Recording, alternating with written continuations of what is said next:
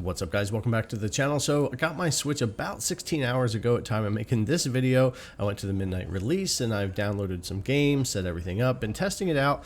Wanted to do an unboxing of the Switch, the Pro Controller, and some JSAUX accessories that I've partnered up with them for here in the video, and some first impressions and a little bit more gameplay. So just kind of a dipping toe into the Switch 2 for launch and getting something out there, kind of talking about what we've got here. So starting with the Pro Controller, and I'll go through a lot of this pretty quickly, but I want to show you guys kind of what comes with everything. And I was really excited to get this iteration, the new Pro Controller. I have the old one. It's been a great controller for my original Switch, and this one's supposed to be even better. So you get the charging wire here, and then when we get into it, getting into the controller itself is what I was really interested in, with everyone talking about the refined joysticks and the matte finish. And also what's great here is, as I was handling this stuff, this Pro Controller, and when we get to the Joy-Cons, it was great that it didn't seem to be picking up fingerprints very easily, which was really nice to see. Now, I love my original Pro Controller. It's done great with my Switch, but I really wanted to try this out and have it ready for Mario Kart World and Cyberpunk and other games on the TV. And yeah, this indeed does feel awesome. So I can't wait to get it connected, get it going, and try it out on the Switch. But yeah, I wanted to check this out. The GameCube controller is also coming to me, but it got here too late for this one. But I'm also going to have that as well for playing the GameCube games.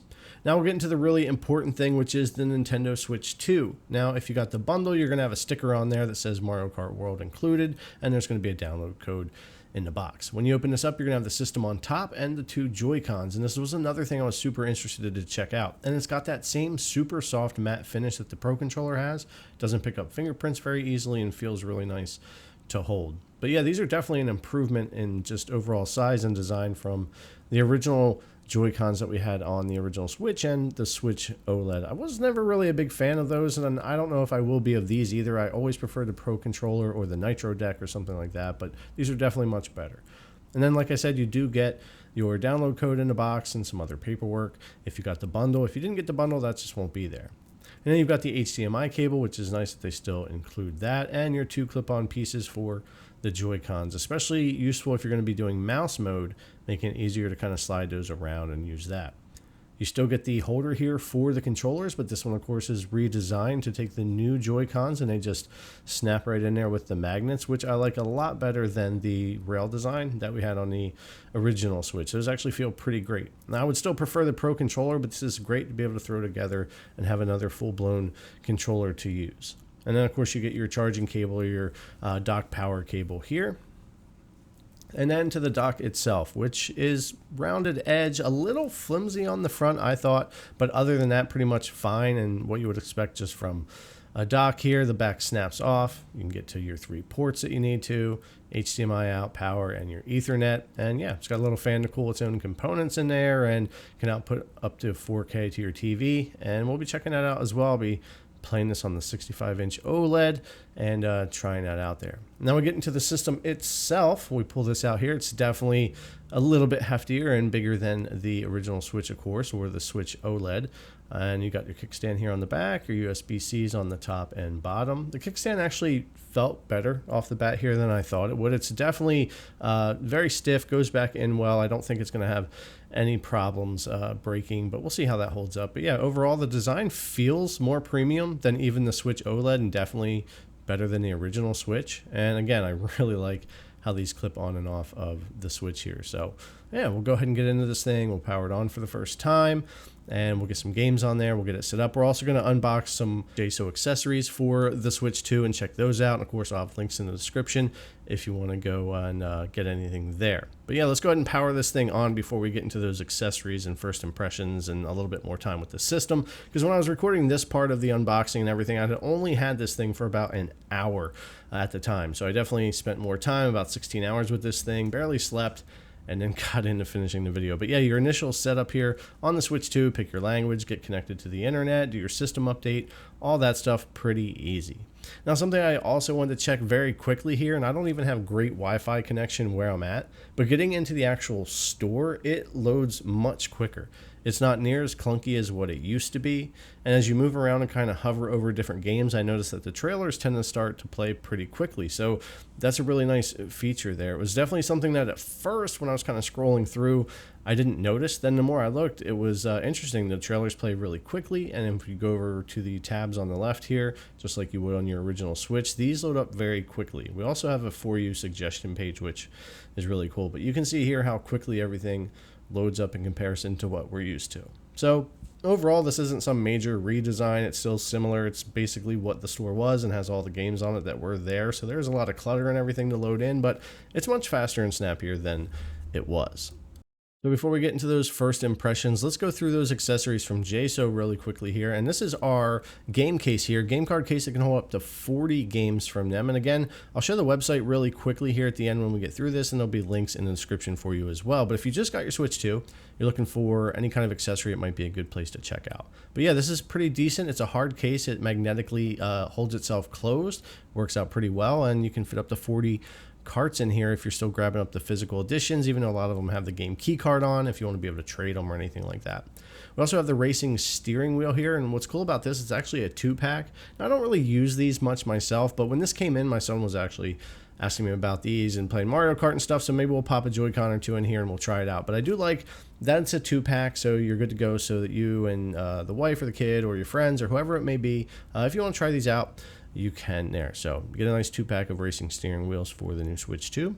And then also their screen protector here, pretty much what you would expect. They do have a nice little alignment plastic piece that goes around the Switch to help you have more of a perfect lineup on the actual screen protector itself. So nice to see there from them.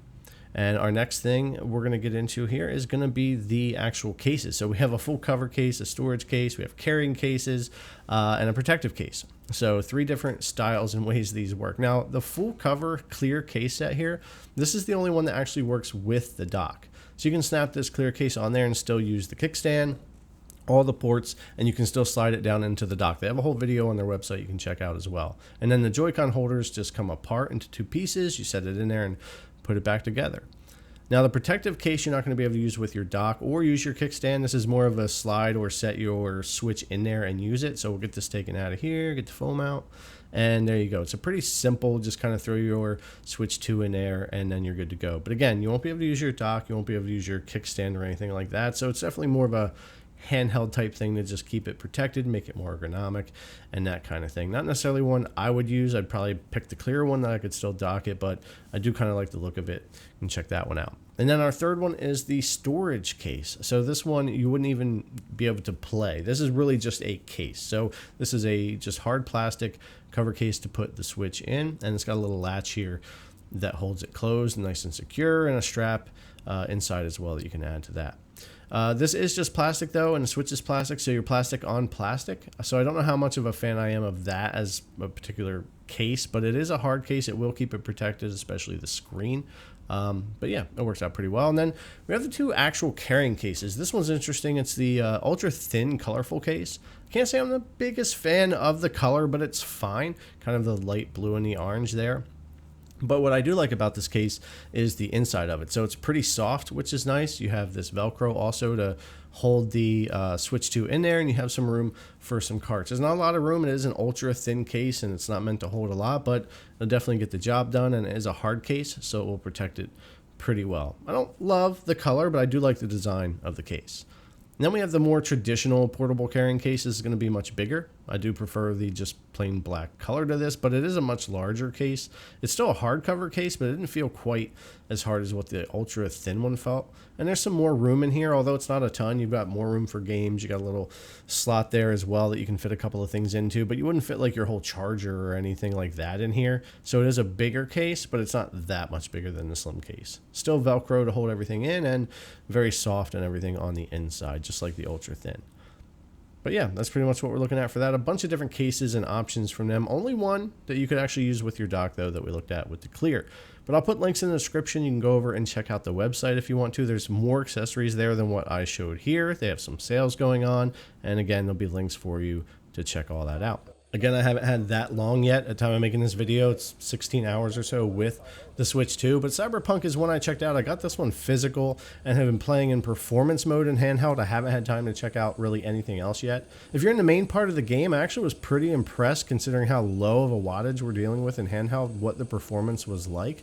But in the Dogtown area, where on pretty much all the PC handhelds it suffers and will dip into the 20s, it was definitely stuttering and dipping here as well on the Switch 2. So I didn't expect it not to necessarily in Dogtown, but this is pretty much what I was seeing there. So the normal area of the game felt much better than what Dogtown or some of the more busy areas felt like. Maybe that's more to do with the CPU or whatever the case may be. I think it's probably going to be plenty playable for a lot of people when they're not docked, and I would assume docked is going to be much better performance. But in the DLC area, it did get rough pretty quickly, pretty easily in there. And I've seen that on all the handhelds and different PCs and stuff for that too. But the main parts of the game, when you're playing in the beginning or you're outside of the DLC area that you load into, it's much smoother in performance mode, and it looked pretty good. So I'll have to get more into this. Maybe we'll compare it to the Steam Deck and other handhelds here. It's definitely a game that just is always intriguing to take a look at and see how it's going to run. And then, of course, there's Mario Kart World. For me, probably the reason why I have the Switch 2 here, because I am a huge Mario Kart fan. I've played them all since the Super Nintendo. So it's something I used to play with my brother, my sister, my dad. Pretty much all of us would always play whatever the newest Mario Kart was out. So I've really been looking forward to this one. We've been playing the other Mario Kart 8 for a long time. I even played that back on the Wii U and then again on the Switch. And when you really look at this game just off the bat, even though I only got to spend a little bit of time with it in the beginning, the textures in the game, the character models, the carts, and just everything, the way it drives and feels, I can definitely tell it's a newer Mario Kart game. I think it looks great, and I think it looks much better than Mario Kart 8 than a lot of people might think until they really get their hands on with this one. So yeah, I'm looking forward to spending a lot more time with Mario Kart World here. Now, another title I was really interested to check out was Fast Fusion, because I played Fast RMX back at launch of the original Switch in 2017. It was a great game to have at launch day. Breath of the Wild was fantastic, but we didn't have a lot of variety or options yet, and it was a great running, great looking racer to jump in and play. And same thing here. I'm so far having a blast playing Fast Fusion. It's a $15 game. It runs super smooth here in handheld mode, and I'm looking forward to trying it out in docked mode later on, along with Cyberpunk and a bunch of other games. But yeah, I was really happy to pick this one up and see how great it felt on the Switch 2. But yeah, ultimately I have a lot more games to get into. I have a lot more time to spend with the Switch 2. I'm just really excited to get into it. How much content I'll bring to the channel, I don't know yet. I might be comparing it to the Steam Deck and other handhelds. I may do some more just gameplays, maybe even some frame rate videos. I'm not sure what all to get into here yet. It's just a device and a gaming platform that I've always loved. I really enjoy my Nintendo games, and we'll see what happens as we move forward here. But I'm sure I'm really going to enjoy the Switch 2. I hope if you were looking for one that you got one. Seemed like there was a lot of stock, so hopefully if you were trying to get your hands on one, you were able to, and you're enjoying it already, maybe playing Mario Kart or something else. But anyways, guys, thanks a lot for coming and check out the video. I really appreciate it, and I'll see you in the next one.